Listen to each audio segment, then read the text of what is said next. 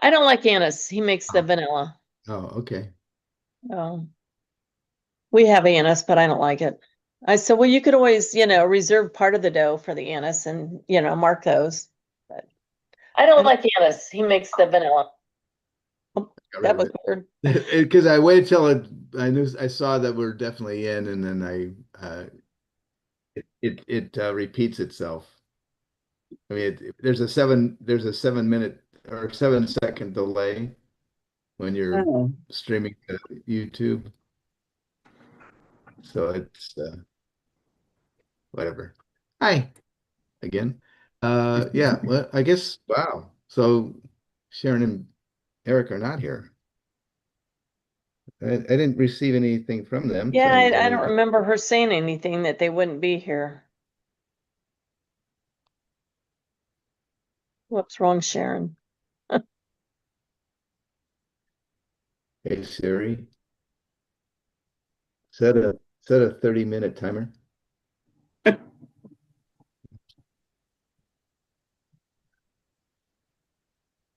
Well, let me go ahead and start up the thing, the thingy.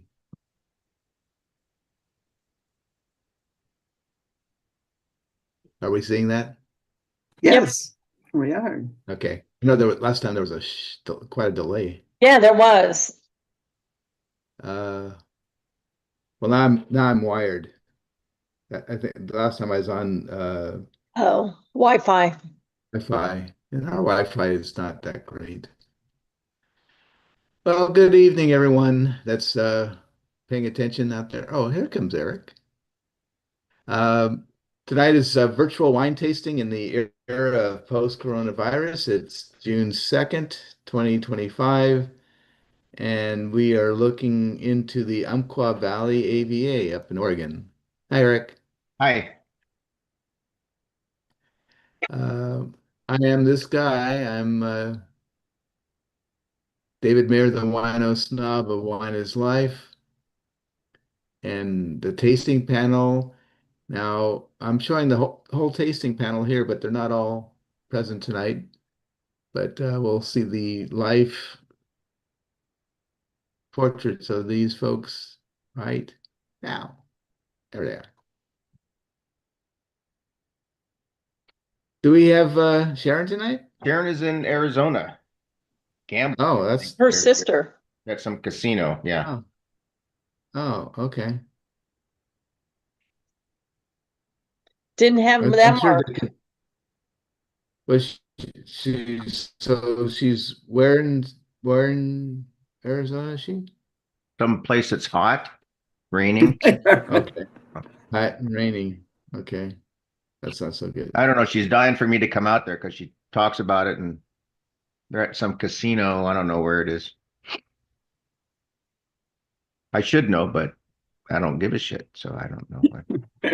Don't pay enough attention when you don't care. That's I don't like to lose my money.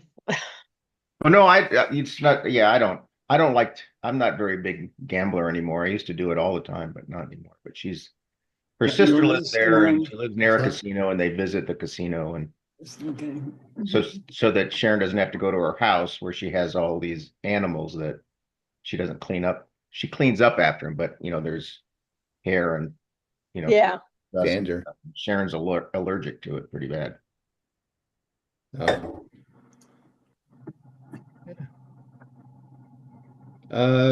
I hear that Bill and Dorothy are compliant. It's been a struggle, but we finally are. What you got? We're drinking an Abyssella. Oops. Oh, Dorothy, I'm drinking okay. an Abyssella. But Oh, no, how about you had that? it right. You had it right Where? first time. we have a But Tempranillo. I can't so see. you- So There you let's go. see. What is it? Oh, Tempranillo. 2019. Okay. Yeah. 2019 2019. Yes. Oh, also, wow. But the labels look 13.8 is different. the How does alcohol. that? They were a different year, right? Wasn't yours younger or yours was older, right? No, they were the same Nine- year. This was in 19. We've got a His is 19. 19 and so is yours. Yep, both the same. They're the same. Everything's the same. Okay. It just, okay, maybe it's the camera. It just looked Fiesta. like the colors were different on the label. I don't know. Yeah. Maybe it's just me. Two Tempraneos, and Nan is having a Corona Light. We drank it last week. So yeah, I'm drinking this. There we go. Yeah. It's gone. And I'm drinking this right now. But Nothing. later on, nothing. Later on, tonight with dinner, I'm drinking this. Inglenook, yes. Oh, I have to show you what we had Heard the of other that? night Heard of that before? with our tomahawk steaks. Oh, yeah, Oh, show. cask. What? Oh, that's like, Yes. 2001. How was it? It was very nice, very mellow. Um, you know, smooth flavor. I was sort of surprised. I thought maybe we had sat on it too long, but it was really nice. Oh, Dark cherries and flavor. nice. That's my stove telling me that it's at temperature. I don't know. You guys probably don't hear that, right? What was My that? stove singing to me. My stove was Oh. singing to me. No, don't hear it. No, not now. Oh. But it was. Beeping. Telling you it came to temperature. Yeah. Anyway, let's we got a song tonight. Good thing you chimed in. You're just at the right time.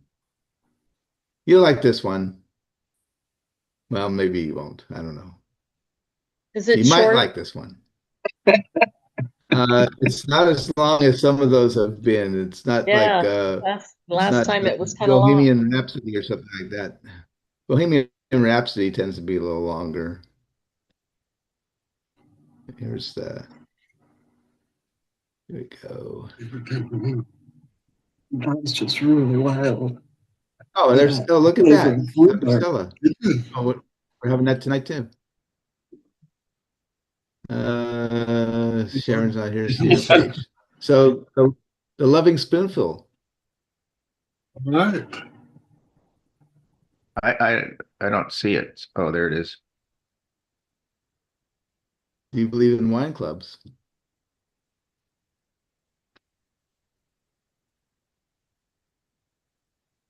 You know that tune? I know that tune. Do you believe in wine clubs? In a wine snob's heart, how the wine can free you whenever it starts, and it's wine clubs. If the wine is groovy, it makes you feel happy like an old-time movie. I'll tell you about the wine club and it'll free your soul, but it's like trying to tell a stranger about Cab and Merlot. If you believe in wine clubs, don't bother to choose if it's a discount for wine club or pay the full price. Just go and drink. It'll start your smiling nice. It won't light up your face no matter how hard you try. Your feet start tapping and you pull out your wallet. That's how you got there, so just sip and swallow it. If you believe in wine clubs, come along with me. We'll drink until morning, till there's just you and me, and maybe if the wine is right, I'll meet you tomorrow, sort of late at night, and we'll go drinking, baby, then you'll see how the wine's in the bottle and now the wine is in me. Oh, yeah.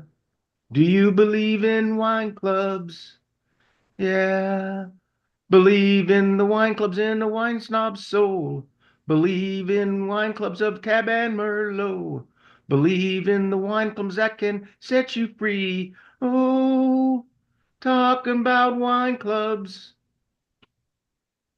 Do you believe like I believe in wine clubs? Do you believe like I believe? Do you believe like I believe in wine clubs? Thank you, Eric, for putting up with me yet again. Uh, I had fun with that one. Okay, we are in the final throes of Southern Oregon's AVAs. Tonight we're in this one, Umpqua Valley up here. And a close up of Umpqua Valley right here. And Umpqua Valley. How about that? Right there. And this is Umpqua Valley right there. Is it caught up with, have I caught up with it, or is it caught up with me? You seen the river? Okay. Yeah, we see the river There we now. go. Now we see the river. Oh, now you see the river. That's funny because now I see the words.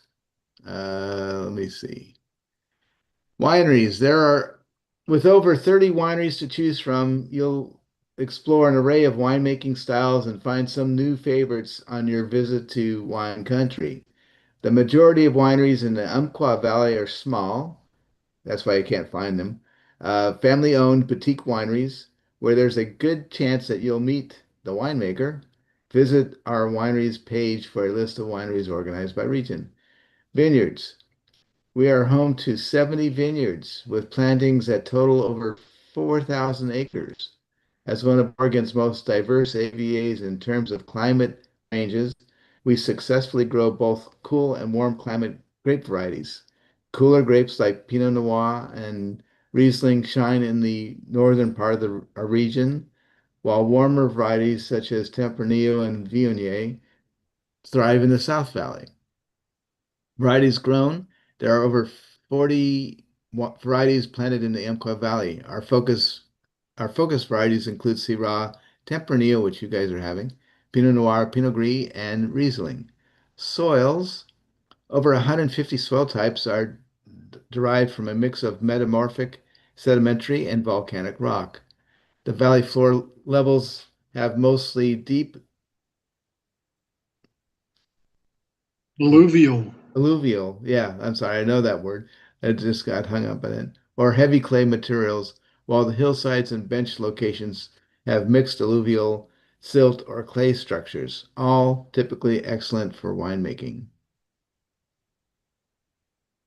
And it's another shot of the valley.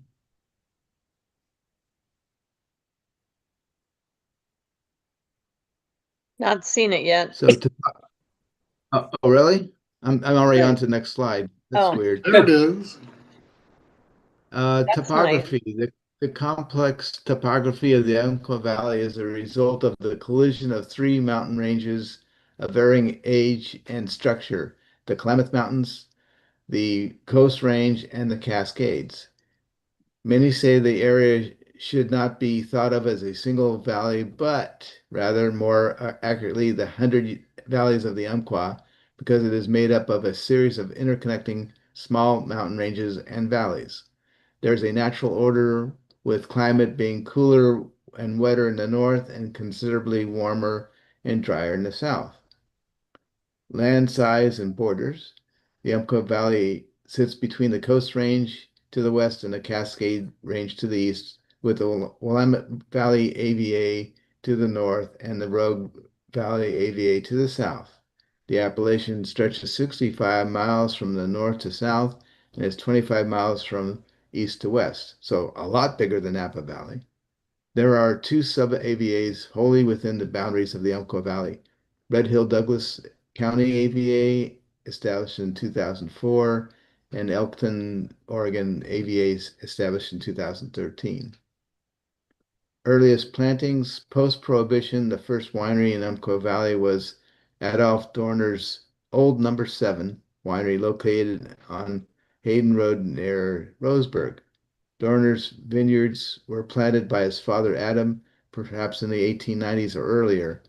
Ray Dorner continued to operate Number 7 until 1965 when he paid the last BATF taxes and closed his business. Richard Sommer established Hillcrest Vineyards near the Dorners in 1961 and was the first to plant Pinot Noir in Oregon. during the 1970s and 1980s, new wineries opened, including Henry Estate Winery, whose winemaker Scott Henry developed a now famous world famous Henry trellis system. Oh yeah, which increases grape yield among other benefits. Gotta get this out of the way. The Umpqua Valley appellation continues to evolve as new winemakers discovered the area and bringing them into a passion for innovation and growing as excellent wines. Another picture. So you probably don't see this picture yet. Nope, not yet. Okay. Well, I think this might be the last picture. No, it's not. Cool. The first post-prohibition estate winery in Oregon was established at Hillcrest, 1961, where the first Pinot Noir vines in Oregon were planted. In 1995, the first Tempranillo vines in Oregon were planted at Abasela, resulting in the first 100% varietal Tempranillo wines in the Pacific Northwest. The first commercial Gruner Veltliner in the U.S. was produced in the Umpqua Valley AVA by Russell Prayer Rock Vineyards. So this was established in 1984 as an AVA, and the climate is maritime. And that's a pretty picture. You'll someday get to see this picture too. So I'm wondering if you're not seeing it, then I guess the world is not seeing it when I'm seeing it No, either. it's delayed, but now we see it. That looks like Okay. color enhanced. Yeah, it does. Look at that sky. I mean, I do have There might pictures be, of sky like that, but yeah. it looks like it's too good. Like, okay, Before maybe inland, AI. to call it a maritime climate, it seems. It seems like it. Well, let's see. Where's the map? Wrong direction. Let's go back up here to the map. Uh, so they're not that far from the coast. I mean, they're in the western portion of the Because they're over state, but here. not too far from. Yeah. I guess it's closer So than I thought. yeah, even Willamette Valley is pretty close to the coast here. That's Willamette Valley up here. Okay, let's see. Okay, so this is Spangler Vineyards. Pat Spangler, a former floor trader on the Chicago Mercantile Exchange, turned a dilapidated Oregon winery into one of the best around, thanks to expert winemaking and attention to detail. While searching extensively for his dream small family-owned winery, Pat Spangler fell in love with Southern Oregon. The warm weather and multiple microclimates allowed him to pursue his passion for Bordeaux varietal wines. The location is extremely conducive to growing Cabernet Franc and Cabernet Sauvignon. The beautiful landscape of the 100 valleys of the Umpqua is a joy to view each and every day, and the warm, close-knit community convinced Pat that Rosenberg would be his new home. Featuring a full variety of wines with a focus on big, bold reds, we craft reserve quality Bordeaux varietals, Cabernet Sauvignon, Cabernet Franc, and Merlot, as well as some Rhone varieties favorites, such as Syrah, Petit Syrah, and Viognier. We also produce a lovely unoaked Chardonnay. Dan, do you prefer oaked or unoaked Chardonnays? I like oat. Oh, Yeah, so I said I bought 2 bottles, one oaked and one non. Same vineyard. vineyard. Oh yeah. And Bill, what is your favorite Chardonnay? I Just don't, kidding. I attempt to never drink Chardonnay, but I do occasionally. I would like the oaked version. Okay, because then it's closer to an oaked aged red, closer. Yeah. I I'm with, well, I like them both. Okay. Misty Oak Vineyards. You haven't seen, you don't see this slide Not yet, yet. but There there's we not go. much There we to go. see. Yeah, there's not, I couldn't find a lot of information about. This is what I found. The label and a picture of the property and their winery, and that's it. So we'll skip by them right It's a now. picture of a Pinot Blanc. Yeah, how about that? Is that somehow different So than the now Pinot we, Noir, or is it? Have oh you yeah, have you had? it Sounds is. like it's white. Yeah, No, no, it's no. I white. know it's white, but When that's we, that's oh, sometimes a just a when we went to factor of the. When we went to Saddleback to do tasting, we Mhm. tasted a Pinot Blanc, and Oh, I okay. actually bought some. So going back to a few years ago, we've been doing this for a while. Pinot Noir, all wine grapes are genetically unstable, and they can mutate into something else. Pinot Blanc is a mutation of Pinot Noir. Okay. It, genetically, they're identical, but Blanc is a white grape, and Pinot Noir is a red. Pinot Gris or Grigio, also a mutation of Pinot Noir. Yeah, crazy stuff. So this is Russell. Um, Let me get this stuff out of the way. Before the vineyard and winery, Stephen and Gloria Russell owned a successful marketing company based in Philadelphia that taught them the value of providing world-class products to a loyal customer base. However, having a farming background and a love for wine, Stephen had always dreamed of owning a vineyard and winery. Selling their marketing firm, the Russells moved to the West Coast in hopes of finding an ideal location to start their vineyard. After an extensive search, the Russells eventually purchased property through a newspaper advertisement for potential vineyard land in Oregon's Umpqua Valley. Prior to the arrival of the Russells, locals said the property was once a moonshining operation. While no evidence of moonshine has ever been found, we have uncovered several bottles and moonshine jugs filled with water. We do know, however, that a historic school resided on the western edges of our property, dating back to the late 1800s.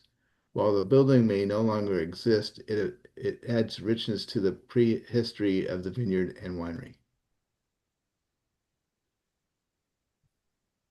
That looks like a very inviting room.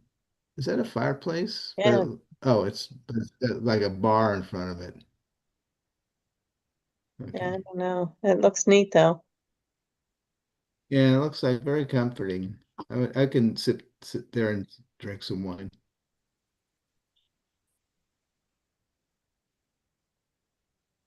Okay, this is the one that you two of you have, the Abacella. Mhm. Uh, In 1989, Hilda and Earl began thinking seriously about trying to resolve the mystery of America's missing Tempranillo, and as scientists, they knew good research was the key to success.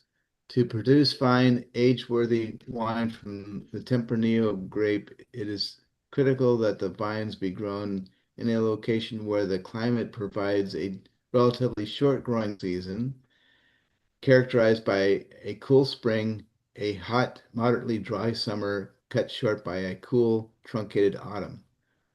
What was needed now was to locate a Spanish Tempranillo homoclime somewhere in America and test the hypothesis. The Joneses visited the Boise, Idaho, and Washington growing regions and found them attractive, but eliminated both from consideration because of the risk of deep winter freezes below 10 degrees Fahrenheit for extended periods. That might kill untested Tempranillo vines. Springtime frosts were also problematic. Parts of Oregon, especially some locations in the western valleys, met all of their hypothesized criteria. The eastern Oregon was like Washington, the North Willamette Valley was too cool and went for Tempranillo, but Oregon's southwest valleys held promise of near perfect homoclimes to Rioja and Ribera. So that's how are those how is the Tempranillo you guys are having? It's not very, I wouldn't recognize it as a Tempranillo, I don't think.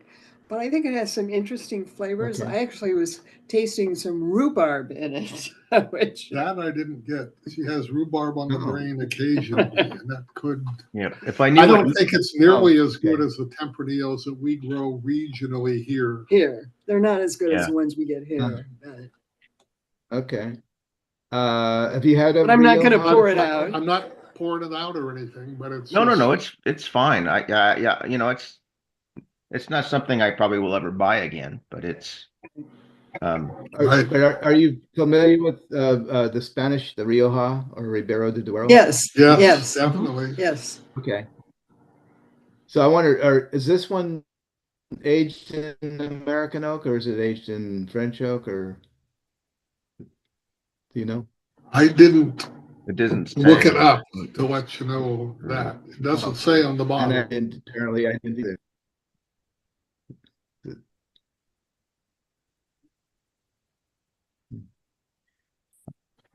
I didn't check the website and it does not say on the bottom. No, I no, don't know. no worries. I was just curious since you're drinking it. Because well, traditionally, classically, Rioja would be American oak and Ribera would be French oak.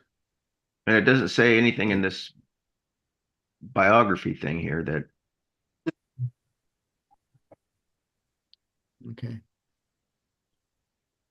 I think the only thing I had left on this was, oh, I included a map of Spain. So this is Rioja is at the very northern part. It's like just below the Basque region, which would be up in here.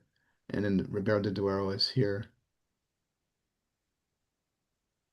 Yeah, Toro also Pernil has has a some. really distinguishable um, Nose, flavor, nose, Nose, yeah. whatever.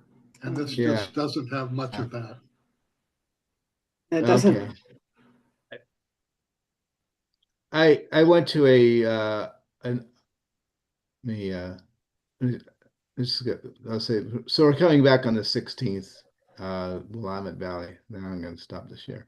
I went to a US Tempranillo tasting several years ago.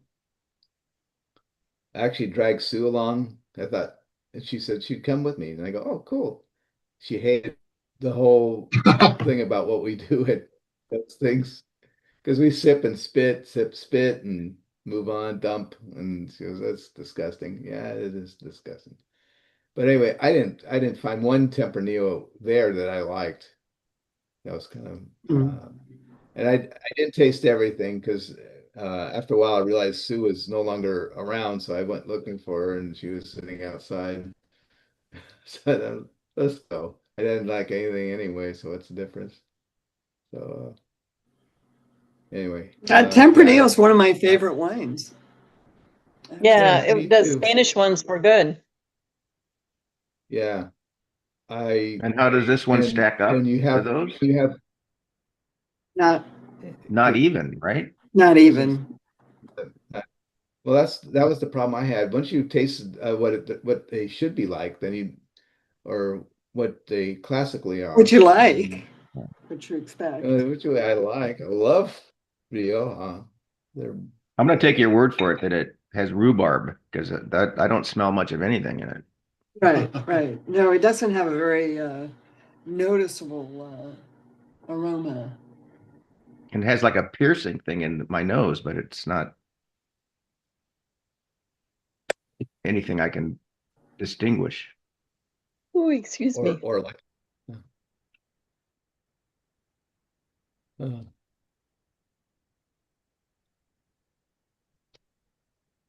Well, that's about all I got. That's all you Okay. got?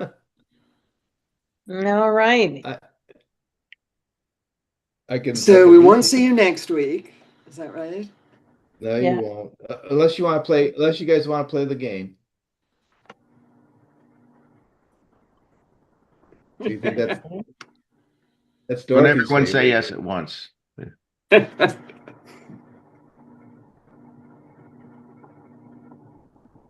Well, think about it.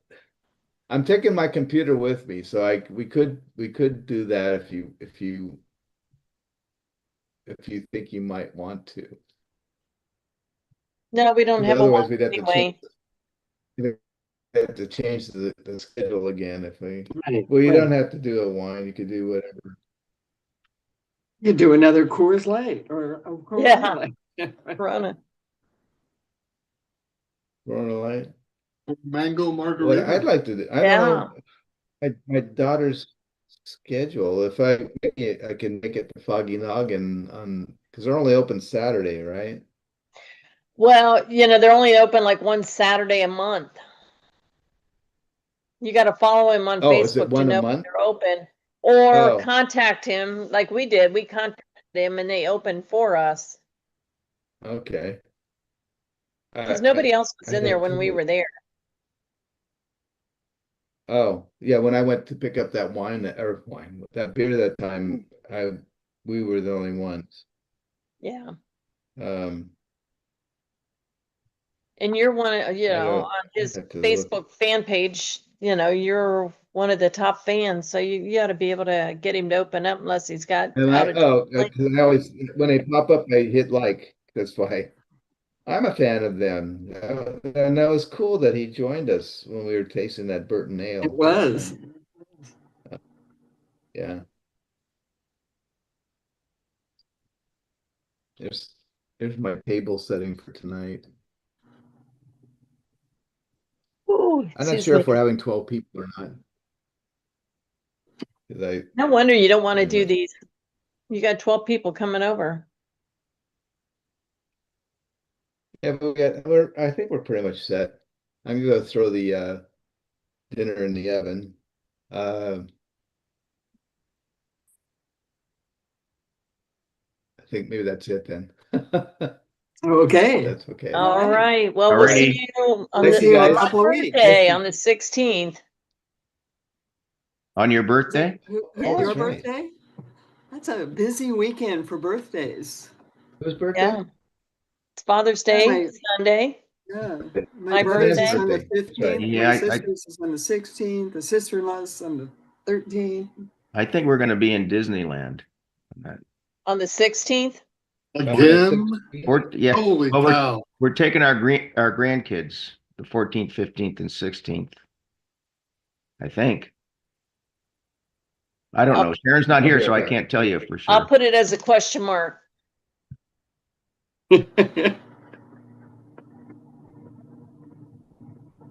You guys have fun if you're going that weekend. Well, we're gonna have to sleep between now and then to rest up for the grandkids to run around. I can understand that. Our son's birthday is today. We have a 50-year-old now. Oh Uh, my. 50. You guys just had a birthday too. but Yeah, we Long ago. did. our oldest son is gonna be 51 in September. And our other son is gonna be 49 in June sometime, I think. We were a little slow on having kids, so. Yeah, it was a lot Well, slower. they're technically not, I mean, they're not my biological kids, man. They're technically my kids because I tried to Because beat you raised them. I tried to beat God into them, but they just wouldn't listen to me. So. Yeah, no, I raised them, so they're yours. yeah. But you have an older granddaughter though, right? Well, the oldest granddaughter is 23, right? Right, 23. right. But our oldest grandson is 13. Yeah, They're- yeah. Yeah, mine's 3. Yeah. Not Well, even, not to the end you of know, June. we took care of our grandkids a lot when they were little, and there were 4 of them, our daughters and our sons. There were 4 of them that were just a span of 3 years.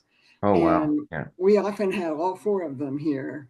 Boy, I'm glad that that's 20 years ago. We couldn't Yeah. handle it now.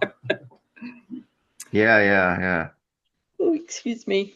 Oh. Yeah. We were all over it, 13 years ago, 12, 10 years ago. And then the last few years, it's been, you get older and you slow down a little bit. So it's, You slow down a little bit, yeah. Yes. But the grandchildren are now coming around to wanting to help take care of us. So Right. that's good. That's a good thing. Oh, that's nice. yeah, we're hoping our oldest grandson, he was, when we were gone for a week, he was here when Sharon was setting up somebody to, water the plants and do this and do that. And he was going, well, I can do that. I can do that for you. I can pick up your mail, because they just live around the corner. So we let him take care of it. So Yeah. Sure. he and Sharon are really, really close. So.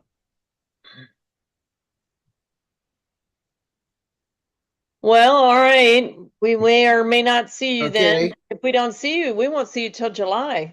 So Yeah, isn't he gone most of Oh. July? You know, we He's have got one, 3 weeks. we have Yeah. one time Oh, in okay. June, So right? so then it's your birthday, so you're not going to be here for the 16th then.